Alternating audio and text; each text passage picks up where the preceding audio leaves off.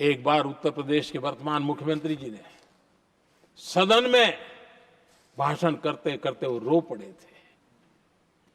दिमागी बुखार के कारण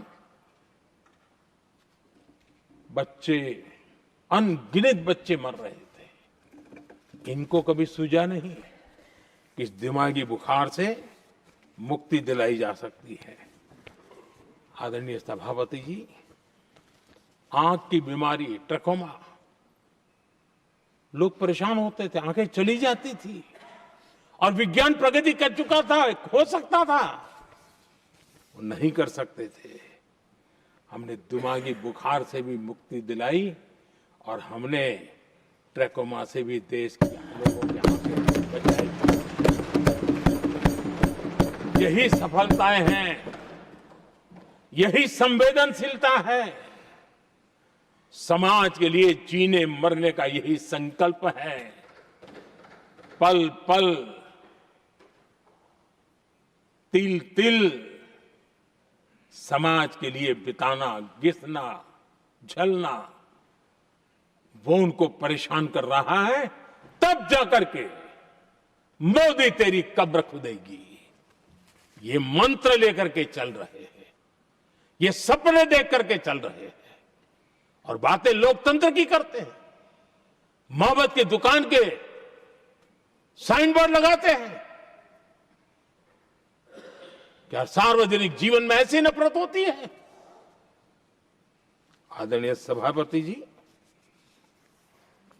इनकी सरकार रिमोट से चलती थी, मेरी सरकार भी रिमोट से चलती है। 140 करोड़ देशवासी मेरा रिमोट है।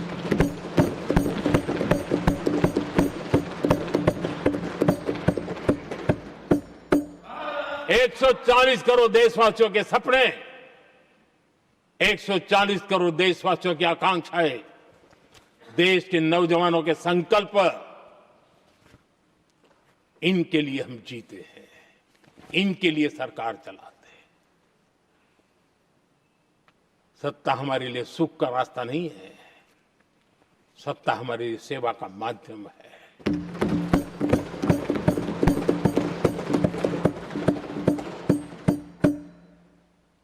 मुद्रा योजना, लाखों करोड़ों की मदद मिली, स्वरोजगार को बल दिया। कांग्रेस ने कभी स्टार्टअप कल्चर को प्रमोट ही नहीं किया। कुछ सैकड़ों में स्टार्टअप बेचारे अपने, उनको पता भी नहीं था। और इनका तो हाल ये है आदरणीय सभापति जी, अपने घर के स्टार्टअप को भी वो लिफ्ट नहीं कर पा रहे।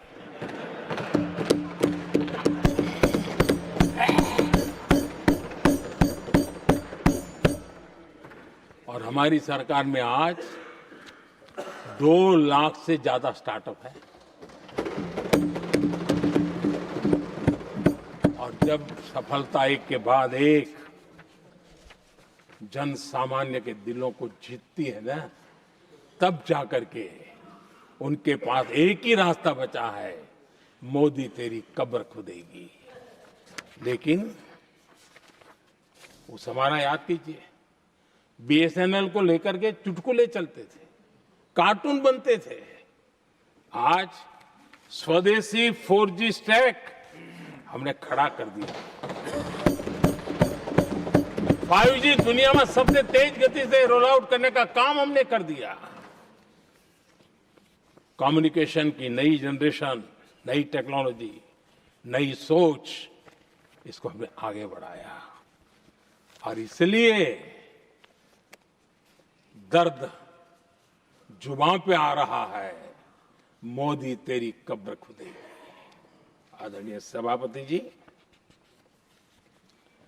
गरीब की सेवा ये मेरा सौभाग्य है। 4 करोड़ गरीबों को पक्के घर देना मैं जीवन में सुकून मानता हूं। बिजली, पानी, गैस का सिलेंडर, टॉयलेट की सुविधा, मुझे लगता है कि हाँ, परमात्मा ने मुझे सही दिशा में काम करने की प्रेरणा दी है। पहली बार गांव की महिला गर्व से कह रही है, हाँ मैं लखपति दीदी बनी हूं। तो दूसरी कह रही है, इस साल तक मैं लखपति दीदी बन जाऊंगी। जो बन गई है उनको जब पूछता हूं, नहीं बोले साहब अब तो करोड़पति के लिए सोच रहे हैं। ये जो मिजाज बदला है, जो आत्मविश्वास बढ़ा है, और ऐसे देश के कोटि कोटि जनों के आशीर्वाद जिस इंसान पर हो, कोटि कोटि माताओं बहनों का जिस पर रक्षा कवच हो, नारे कितने ही लगा लो, कब्र तुम नहीं खोद पाओगे। ये देश की शक्ति, आशीर्वाद रूपी कवच, माताओं बहनों का मेरे प्रति जो भाव रहा है, जिस श्रद्धा भाव से मैंने माताओं बहनों की सेवा करने का काम किया है, जिनको कोई पूछता नहीं था उसको मोदी पूजाता है। यही करना है, और ये आशीर्वाद ही है जो इनको चूभते हैं, और इसलिए कब्र खोदना चाहते हैं। आदरणीय सभापति जी, चोरी करना जिनका पुश्तैनी धंधा है, जिन्होंने एक गुजराती की सरनेम भी चुरा ली,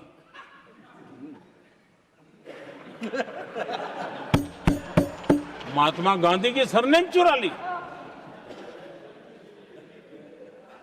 ये लोग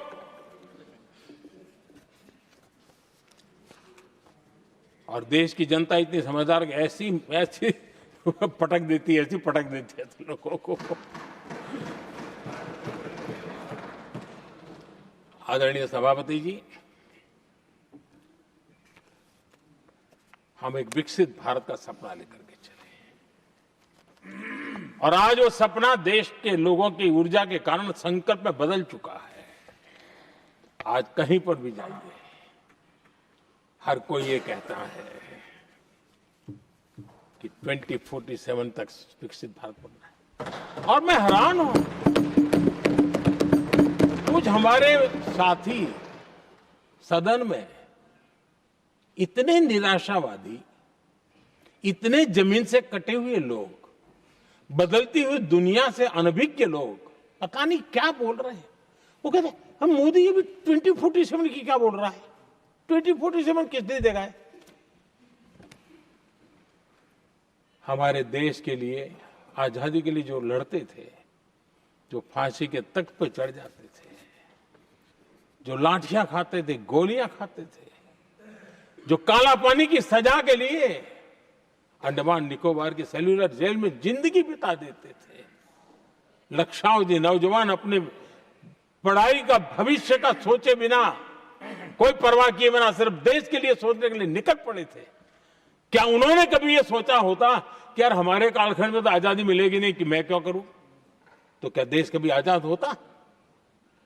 ये इतने निराशावादी लोग हैं कि जब मैं डिजिटल इंडिया की बात करता था, मैं फिनटेक की चर्चा करता था, मैं यूपीआई की बात करता था, तो ये कहते थे अरे इस देश में गरीब आदमी मोबाइल फोन पर कैसे पैसों का कारोबार करेगा?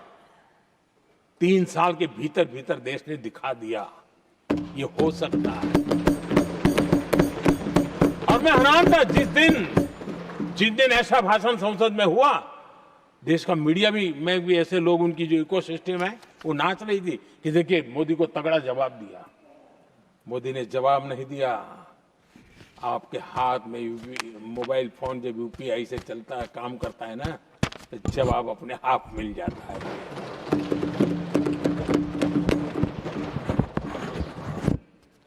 आदरणीय सभापति जी, कांग्रेस के समय एक व्यंग चला करता था, और आमतौर पर कहा गया, और सीरियस नेचर की चर्चा में भी आता था, हंसी मजाक में भी आता था।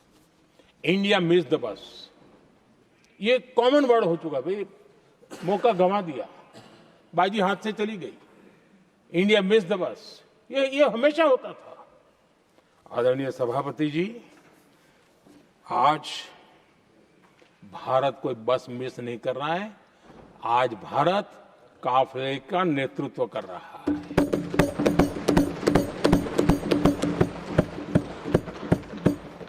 आदरणीय सभापति जी, देश का भविष्य उज्जवल बनाना है, वर्तमान भी उज्जवल बनाने के लिए अविरत कार्य करना होता है। हम विकसित भारत के सपने के लाइट में 5 वर्ष की योजना बनाते हैं और हर वर्ष का बजट बनाते हैं और हम दिशा तय करके चलते हैं क्योंकि हमारे लिए अगला चुनावी लक्ष्य नहीं होता है। हमारा लक्ष्य है 2047 विकसित। अरे चुनाव तो आएंगे जाएंगे, मेरा देश अजरा अमर रहने वाला है और हम देश की युवा पीढ़ी के हाथ में समृद्ध हिंदुस्तान देने का सपना लेकर के चलेंगे। जिन बच्चे जो आज जो घर में बालक है ना, उनको भी मैं देख करके कह सोचता हूं कि मैं इसके हाथ में ऐसा हिंदुस्तान दे करके जाऊं ताकि हमें अपने काम का संतोष हो। 2047 क्यों 2047 क्यों ये बातें करते हैं।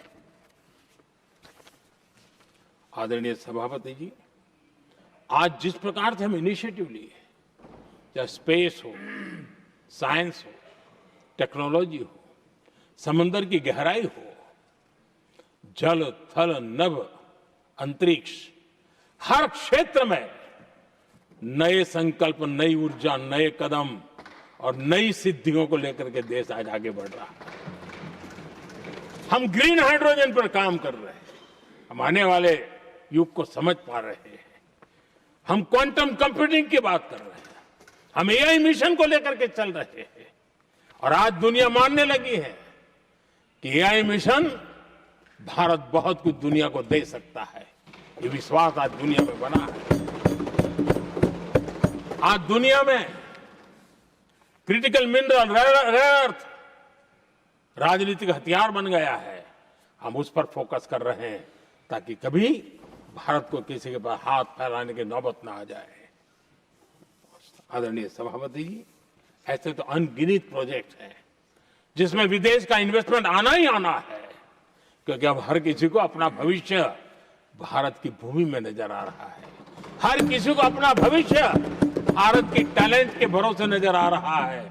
हर किसी को भविष्य भारत के उज्जवल भविष्य के साथ खुद के उज्जवल भविष्य को जोड़ करके दिखता है। और इसलिए दुनिया आज भारत, विकसित भारत की बात हम क्यों कर रहे हैं, जिनके दिमाग में नहीं पड़ता है, दुनिया को समझ आ रहा है कि भारत ने सही दिशा पकड़ी है। चलो अब चर्चा वहां चल रही है कहीं हम बस न चुक जाए। कल तक चर्चा चलती थी इंडिया बस मिस करता है, अब दुनिया को लगता है अब हम लेट न हो जाए, वहां आने की स्पर्धा चल रही है।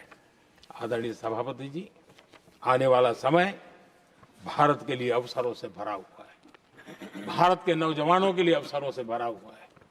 भारत के उज्जवल भविष्य के लिए मैं पूरी संभावनाएं रेखांकित कर सकता हूं, मैं देख सकता हूं और उसके दिशा में नीतियां बनाकर हम आगे चल रहे हैं। हम इसको और मैं चाहता हूं, मेरे देशवासियों को निमंत्रण देता हूं और मैं देशवासियों को आज सदन से भी कहना चाहूंगा, मैंने मन की बात में भी इसका उल्लेख किया था, मैं यहां पर सभी माननीय सांसदों से भी कहूंगा कि आप भी अपने अपने क्षेत्र में ऐसे लोगों को बताइए, जब दुनिया भर में इतने अवसर पैदा हुए हैं, उसको स्थायित्व तब मिलता है जब हम उत्तम प्रकार की चीजों को लेकर के जाए, हम क्वालिटी को कॉम्प्रोमाइज न करें। मुनाफा कम क्यों न हो, लेकिन क्वालिटी को हम निरंतर उत्तम करते जाएंगे। इनोवेशन करना पड़ेगा, करेंगे, रिसर्च करना पड़ेगा, करेंगे, प्रोडक्ट में मटेरियल बदलना पड़े तो बदलेंगे, लेकिन हम दुनिया में क्वालिटी की दृष्टि से उत्तम हो, तब जाकर के जो आज राजनीतिक दृष्टि से जो निर्णय होते हैं उसका बेनिफिट लेने के लिए हमने पीछे नहीं रहना चाहिए। मेरे देशवासियों से मैं आज यही आग्रह करूंगा कि आप क्वालिटी के विषय में मेरा साथ दीजिए, क्वालिटी में कॉम्प्रोमाइज न करिए। आप देखिए, दुनिया सिर्फ और सिर्फ made in India, made in Bharat, made in India, made in Bharat, इसके लिए गीत गाने लग जाएगी। आदरणीय सभापति जी, मैं कांग्रेस के मित्रों का भी आज आभार व्यक्त करता हूं कि कम से कम मुझे, उनको पता था, पहले प्रयोग कर चुके थे। पिछले 10 साल में मुझे 5-6 बार इस प्रकार से बोलने से रोका गया, लेकिन उनको मालूम था एक बार शुरू होता हूं तो रुकता नहीं। और मैंने कहा था एक बार, एक अकेला, तो अब अनुभव से सीख गए हैं कि इसमें कोई दाल गलने वाली नहीं है, तो समझदारी से काम लिया और ऐसी समझ उनको निरंतर मिलती रहे, ये भी मैं प्रार्थना करता रहूंगा। आदरणीय सभापति जी, मैं राष्ट्रपति जी के उद्बोधन में योगदान देने वाले सभी सांसदों का भी आभार व्यक्त करता हूं। जो भी उत्तम विचार यहाँ प्राप्त हुए हैं, उत्तम विचार देश की प्रगति में जरूर काम आएंगे, ऐसा मैं विश्वास देता हूं। और आदरणीय राष्ट्रपति जी का इस संबोधन के लिए मैं हृदय से आभार व्यक्त करते हुए मेरी वाणी को विराम देता हूं। बहुत बहुत धन्यवाद।